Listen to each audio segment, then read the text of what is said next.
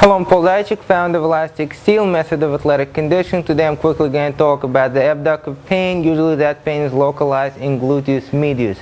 You might think that it's medius, you might think that it's tensor fascillaris, you might think that it's the upper part of the glute maximus. Usually it's the minimus. But people often think that it's sideline kicks. In other words, you feel that Zaichik up here and people think that it's because that leg is coming up here at the abductors. Very often what happens, especially for the people that saw the front line kicks on the side of the body, in other words, the front kick is not here, the front kick is here, more on the side of the body or partially rotated, and what ends up happening is the hip follows. So you don't have enough flexibility to come from this hip, and this happens.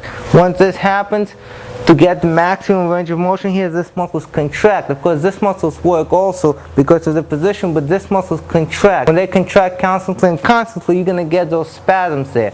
So you can try to release them, you're going to get spasms there, you release them, you do deep tissue massage, you release them, you get spasms there. What you really need is you need the ability to bring this up here. Once you can bring this up here without doing this, there's nothing wrong with coming up here for deeper kicks, but it's not something you should be doing all the time. You should have this range of motion. If you don't have it, if you try to do what I just did and you feel it in your hamstrings, in your adductors, sometimes even in deep in here, if you feel that, that's probably where it's coming from and not from this muscle. Same thing happens with the opposite with sideline kick. So I'm going to demonstrate sideline kick with the opposite leg here.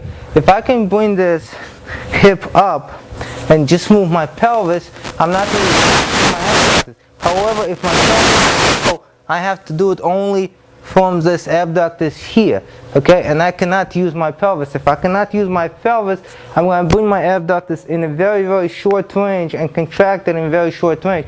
I'm going to get spasms. The problem is in exactly the same place. It doesn't matter if I'm throwing front line kicks here or sideline kicks here. The problem is still usually here, although you're going to feel it here. So what should you do? You should actually release and get full range of motion so that you can have this, you can have that. Once you have those positions, this is usually going to let go.